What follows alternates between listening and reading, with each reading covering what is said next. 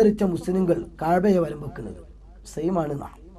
വ്യത്യസ്ത നാമങ്ങളിലും വ്യത്യസ്ത അനുഷ്ഠാനങ്ങളോടും വിശ്വാസങ്ങളോടും കൂടിയും അറിയപ്പെടുന്ന മതങ്ങൾ പരസ്പരം അന്യമായി ഗണിക്കുന്നതിനേക്കാൾ നല്ലത് അവ ഒരേ വിശ്വാസവും തമ്മിൽ പൊരുത്തപ്പെടുന്ന അനുഷ്ഠാനങ്ങളുമുള്ള ഒരേ മതത്തിൻ്റെ വിവിധ പതിപ്പുകളാണ് എന്ന് ധരിക്കലായിരിക്കും. എന്തേ പറഞ്ഞത്? ഇസ്ലാമിൽ ഷാഫി, ഹനഫി, ഹംബലി, മാലിക്കി 4 മദ്ഹബുണ്ട്. ഇത് വ്യത്യസ്തമല്ല, 4 ഒന്നാ. ഇതുപോലെ ഹിന്ദു, സിഖ്, പാഴ്സി, മുസ്ലിം, ക്രിസ്തു ഇതൊക്കെ വ്യത്യസ്ത മതങ്ങൾ എന്ന് ഗണിക്കുന്നതിനേക്കാൾ ഏറ്റവും നല്ലത് ഒരു മതത്തിൻ്റെ വ്യത്യസ്ത ഭാഗങ്ങളാണെന്ന് കഴിക്കലാണ് സർവമത സത്യവാദം. ഇതൊരിക്കലും ഇസ്ലാമല്ല സുഹൃത്തുക്കൾ. ഇത് ഞാൻ എൻ്റെ വകയല്ല, പച്ച മലയാളത്തിൽ എഴുതിയത് വായിച്ചതാണ്. ഇതിൻ്റെ പുറകിലാണ് പോകുന്നതെങ്കിൽ അള്ളാഹുവിൻ്റെ പൊരുത്തം കിട്ടില്ല, ഈമാൻ കിട്ടില്ല എന്ന കാര്യം ഉറപ്പാണ്. എത്രത്തോളം എന്നറിയും നിങ്ങൾ? പറഞ്ഞു വന്നിട്ട് പറഞ്ഞു ഒരാൾ മുസ്ലിം ആയാൽ പിന്നെ ഇസ്ലാമിൽ നിന്ന് തിരിച്ചു പോകാൻ സ്വാതന്ത്ര്യമില്ല എന്നൊരു തോന്നലുണ്ട് ആളുകൾക്ക്. തെറ്റാണ്. ഒരാൾക്ക് മുർത്തദ്ദാവണം, അതിനുള്ള സ്വാതന്ത്ര്യം കൂടെ ഉണ്ട്. ഇത് പ്രബോധനം. ഈ പ്രബോധനത്തിൽ എഴുതി, ഇത് 2006 മെയ് ലക്കത്തിലെ പ്രബോധനമാണ്. നോക്ക് നിങ്ങൾ, ഒരാൾക്ക് മുസ്ലിം ആകാനും ആവാതിരിക്കാനും സ്വാതന്ത്ര്യമുണ്ട്. മുസ്ലിമായ ശേഷം പുറത്തു പോകാൻ സ്വാതന്ത്ര്യമില്ല എന്ന വാദം അർത്ഥശൂന്യമാണ്. മുർത്തദ്ദാവാനെ ഇസ്ലാമിന്റെ നിയമപ്രകാരം കൊല്ലണോന്നാ. പക്ഷേ പ്രബോധത്തിൽ എങ്ങോട്ടേക്കാണ് ഈ പോക്ക്? ഇത് ഇസ്ലാമാണോ? പ്രവാചകർ പഠിപ്പിച്ചതാണോ? ഇത് ഇങ്ങനെയൊക്കെ എഴുതുമ്പോൾ തുറന്നു പറയൽ ഞങ്ങളെ കടമയല്ലേ? ഇത് പറയുമ്പോഴേക്കത് പ്രശ്നമുണ്ടാക്കലാണോ? അല്ല, പടച്ചതമ്പുരാന്റെ മുമ്പിൽ ഞങ്ങൾ ഇത് പറഞ്ഞില്ലെങ്കിൽ കൈകെട്ടി മറുപടി വരേണ്ടി വരും. അതുകൊണ്ട് മാത്രമാണ് ഞങ്ങൾ പറയുന്നത്.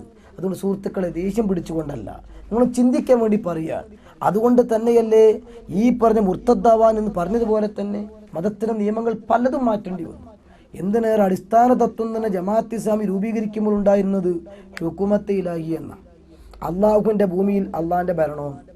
കുറച്ചും കൊണ്ട് കഴിഞ്ഞപ്പോൾ മാറ്റി, ഇപ്പോൾ ഇഖാമത്തുദ്ദീന.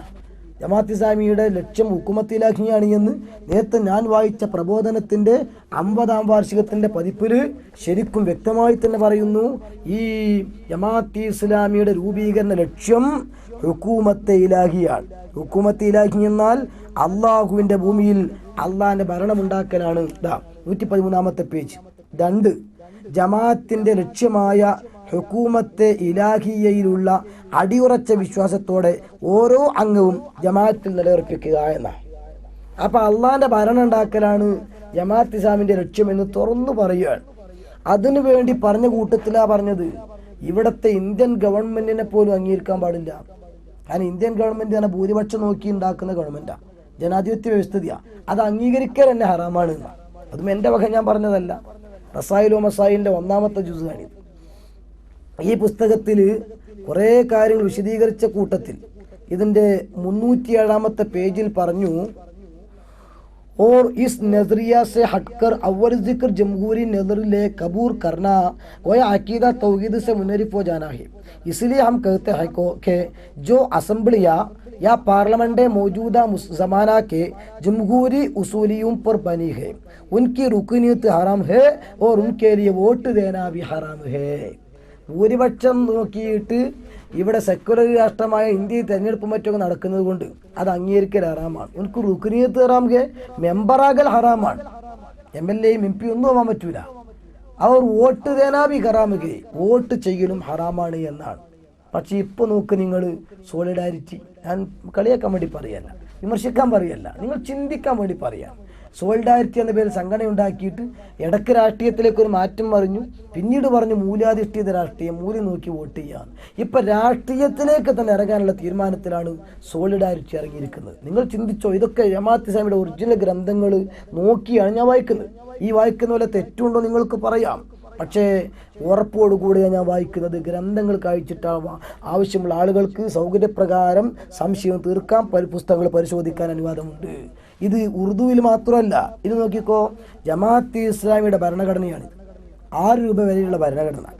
ഈ ഭരണഘടനയിൽ പോലും പറയുന്നത് കേട്ടോളൂ, ഉത്തരവാദിത്തങ്ങൾ ഗണ്ണിക 8 നമ്പർ 6, ദൈവികമല്ലാത്ത ഏതെങ്കിലും ഭരണവ്യവസ്ഥയിൽ താൻ വല്ല കുഞ്ചിക സ്ഥാനവും വഹിക്കുന്നവനോ അതിൻ്റെ നിയമനിർമ്മാണ സഭയിലെ അംഗമോ അതിൻ്റെ കോടതി വ്യവസ്ഥയിൻ കീഴിൽ ന്യായാധിപ സ്ഥാനത്ത് നിയമിക്കപ്പെട്ടവനുമാണെങ്കിൽ ആ സ്ഥാനം കൈയൊഴിക്കുക.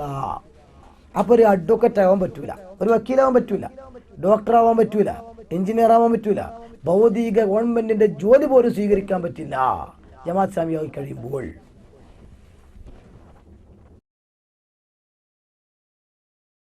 അല്ല, ഖണ്ഡിക 9-7 നമ്പറിൽ പറയുന്നു, ദൈവീകമല്ലാത്ത ഏതെങ്കിലും ഭരണവ്യവസ്ഥിതിയുടെ ഉപകരണമോ അതിൻ്റെ നിയമങ്ങളുടെ നടത്തിപ്പിൽ സഹായിയോ ആണെങ്കിൽ ആ അഹോവർത്തി മാർഗത്തിൽ നിന്ന് കഴിയും വേഗം ഒഴിവാവുക. അപ്പോൾ ഒരു ആത്മാർത്ഥമുള്ള ജമാഅത്ത് ഇസ്ലാമിക്കാരനാണോ ജോലി രാജിവെക്കണം എന്നാണ് പറയുന്നത്. പക്ഷെ ഇപ്പോഴോ ആകെ മാറ്റിയില്ലേ പദ്ധതി.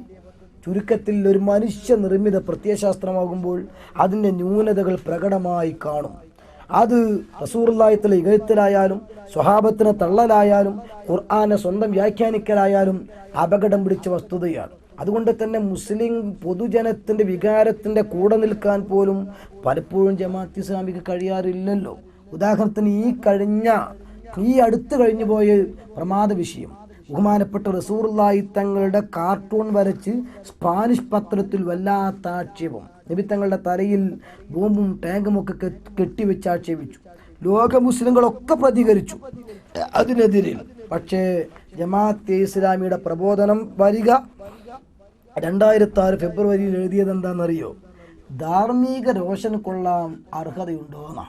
അങ്ങനെ അങ്ങോട്ട് രോഷം കൊള്ളുന്നു വേണ്ട. ഏതെങ്കിലുമൊക്കെ ആളുകൾ വിവരമില്ലാതെ എന്തെങ്കിലുമൊക്കെ എഴുതി വെച്ചിട്ടുണ്ട് എങ്കിൽ അതിന് നമ്മൾ പിന്നെ കൊട്ടും കുറവെടുത്ത് ഇറങ്ങേണ്ടതില്ല എന്നാണ് ഞാൻ വായിക്കാം. ഇസ്ലാമിനെ പറ്റിയോ മുഹമ്മദ് നബിയെ പറ്റിയോ കാര്യമായി ഒന്നും അറിയാത്തൊരു കൊച്ചു രാജ്യത്ത് തല തിരിഞ്ഞ ഒരു പത്രത്തിൽ വന്ന കാർട്ടൂൺ പൊക്കിപ്പിടിച്ച് കോലാഹലം സൃഷ്ടിക്കേണ്ട കാര്യം ഉണ്ടായിരുന്നോ എന്ന് ആലോചിക്കേണ്ടതുണ്ട്. ലോകത്തൊരിടത്തും നബി തിരുമേനിയുടെ ശരിയായ ഫോട്ടോ ലഭ്യമല്ല എന്നിരിക്കെ പത്രത്തിൽ വന്ന കാർട്ടൂണിന് നബിയുമായിട്ട് യാതൊരു സാദൃശ്യവും ഉണ്ടായിരിക്കാൻ സാധ്യതയില്ല. നബിയുമായി ഒരു വിധത്തിലും സാദൃശ്യമില്ലാത്ത ഒരാളുടെ തലയിൽ ബോംബോ റോക്കറ്റോ മറ്റെന്തെങ്കിലും കയറ്റിവെച്ചാൽ മുസ്ലിങ്ങൾ പ്രകോപിതരാവുന്നത് എന്തിനാണ്? അപ്പം ഇവരാരാ നോക്ക് നിങ്ങൾ. അള്ളാഹുവിൻ്റെ ഹബീബിനെ സംബന്ധിച്ചിടത്തോളം ഒരു ആക്ഷേപം ഉന്നയിച്ചു കഴിഞ്ഞാൽ ആ ആക്ഷേപത്തിന് മറുപടി പറയും റസൂലുള്ളാഹിന്റെ കാര്യത്തിലുള്ള സ്വഭാവമാണ്. ഹസ്സാൻ സാബിത്ത് റളിയല്ലാഹു തആലയുടെ ഡ്യൂട്ടി തന്നെ അതായിരുന്നു. റസൂലുള്ളാഹി തങ്ങൾ അതിനുവേണ്ടി ദുആ ചെയ്തു കൊടുത്തതാണ്. എന്തിനേറെ ഖുർആനിൽ തന്നെ നോക്ക് നിങ്ങൾ, തബ്ബത് യദാ അബീ ലഹബിൻ വതബ്ബ് എന്ന സൂറത്ത് തന്നെ അള്ളാഹു ഇറക്കിയത് എന്തിനാ? റസൂലുള്ളാഹി തങ്ങളുടെ പ്രബോധനത്തിന് എന്നപ്പോൾ തബ്ബല്ലക യാ മുഹമ്മദ് എന്ന് അബൂലഹബ് ആക്ഷേപിച്ചപ്പോൾ അതേ ശൈലിയിൽ അള്ളാഹ് തിരിച്ചു കൊടുത്തതാണ്. നേരെ മറിച്ച് അള്ളാഹുവിനെ സംബന്ധിച്ച് ആക്ഷേപിച്ചപ്പോൾ അള്ളാഹു തആല നബി തങ്ങളെ വിളിച്ചിട്ട് പറഞ്ഞു, കുൽ ഹു അല്ലാഹു അഹദ്. നബിയെ തങ്ങൾ പറഞ്ഞേക്ക് അള്ളാഹ് ഏകനാണ്, ഒരുപാട് ദൈവങ്ങളൊന്നും ഇല്ല. അള്ളാഹു സമദാണ്, അള്ളാഹ് കാര്യം ആവശ്യമില്ല. ഉലം എരുത് വലം യുലത്, അള്ളാഹ്ക്ക് മലക്കുകൾ പെൺമക്കളാണ്, അള്ളാഹുവിൻ്റെ ഉസൈർ ആൺകുട്ടികളാണ്, ആൺമകനാണ് എന്നൊക്കെ പറഞ്ഞ ആളുകൾക്ക് മറുപടി പറയാൻ അള്ളാഹു നബിതങ്ങളെ ഏൽപ്പിച്ചു. നബിത്തങ്ങൾക്കെതിരെ ആക്ഷേപം വന്നപ്പോഴോ ആ കാര്യം അള്ളാഹു നേരിട്ട് ഏറ്റെടുത്തു. എന്നിട്ട് പറഞ്ഞു തബ്ബത്ത് കുൽ തബ്ബത്ത് യദാ അബീ ലഹബിൻ എന്ന് പറഞ്ഞില്ല. അത്രയും അള്ളാഹു പോലും പരിഗണിച്ചതാണ് നബിതങ്ങൾക്കെതിരുള്ള ആക്ഷേപം. പക്ഷേ ജമാഅത്ത് ഇസ്ലാമി പറഞ്ഞു നമ്മൾ അതിന് കൊട്ടും കുറവെടുക്കേണ്ടതില്ല. നോക്കൂ നിങ്ങൾ എങ്ങോട്ടേക്കാണ് ഈ പോക്കുള്ളത്. ഞാൻ പറയുന്നത് ഇങ്ങനെ ഓരോന്ന് എത്രത്തോളം ബഹുമാനപ്പെട്ട റസൂലുള്ളാഹി അടക്കമുള്ള മഹാന്മാരെ പുകഴ്ത്ത് പറയുന്ന മാലയും മൗലൂദും, അതുപോലെ തന്നെ ആത്മീയത ഉണ്ടാക്കുന്ന ദിക്റൽക്കയും ഹദ്ദാദിൻ്റെ സദസ്സുകളും ഇതൊക്കെ മാറ്റിമറിച്ച് വെച്ച് പ്രബോധനത്തിൽ തന്നെ തുറന്നവരെഴുതി. പിന്നെ കാര്യമായി ഇത്രയും വർഷം ജമാഅത്ത് ഇസ്ലാമി പ്രവർത്തിച്ചതിൻ്റെ നേട്ടം, ആ നേട്ടത്തിന് കൂട്ടത്തിലെന്നുന്നത് റാത്തീബ്, ഹദ്ദാദ്, മൗലിദ്, കുത്തുബിയത്ത്, കൊടികുത്ത് നേർച്ചകൾ, ചന്ദനക്കുടങ്ങൾ, എഴുന്നള്ളത്തുകൾ, പെട്ടിവരവുകൾ പോലുള്ളവയായിരുന്നു അക്കാലത്തെ പ്രധാന മതാനുഷ്ഠാനങ്ങൾ. നമസ്കാരവും നോമ്പുമൊന്നുമില്ലാത്ത വീടുകളിലും റബീഉൽ അവ്വൽ മൗലൂദ് പാരായണം നടന്നിരുന്നു. കേരള മുസ്ലിംകൾ അരനൂറ്റാണ്ടും എന്ന് പറഞ്ഞ് ഷെയ്ഖ് മുഹമ്മദ് കാരക്കുന്ന് എഴുതിയ ലേഖന. എന്നിട്ട് അദ്ദേഹം പറയുന്നത് എന്താണെന്നറിയോ? ഈ പകത്തിലുള്ള പ്രവർത്തനങ്ങളൊക്കെ ഞങ്ങൾ വന്നതോടുകൂടെ നിർത്തൽ ചെയ്തു. ഈ വിഷയത്തിൽ മുജാഹിദിൻ്റെ സഹായം കൂടെ ഞങ്ങൾക്ക് കിട്ടിയെന്നാണ്. നോക്ക് നിങ്ങൾ, മാല, മൗലൂദ്, ഹദ്ദാദ്, റാത്തീബ് തുടങ്ങിയിട്ടുള്ള കാര്യങ്ങൾ, ദിക്ർ ഹൽക്കകൾ ഇതൊക്കെ നിർത്തി എന്നതാണ് പരമാവധി ഞങ്ങൾക്ക് ചെയ്യാൻ കഴിഞ്ഞ സേവനം. അതൊക്കെ അനാചാരമാണ്. ഇത് പറയുന്ന അതേ ജമാഅത്ത് ഇസ്ലാമിയുടെ ആളുകളോ തെരുവ് നാടകങ്ങൾ നടത്തുന്നു, നമ്മൾ കാണുന്നതല്ലേ.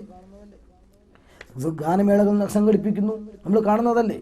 1941 വാർഷികം ജമാഅത്ത് ഇസ്ലാമി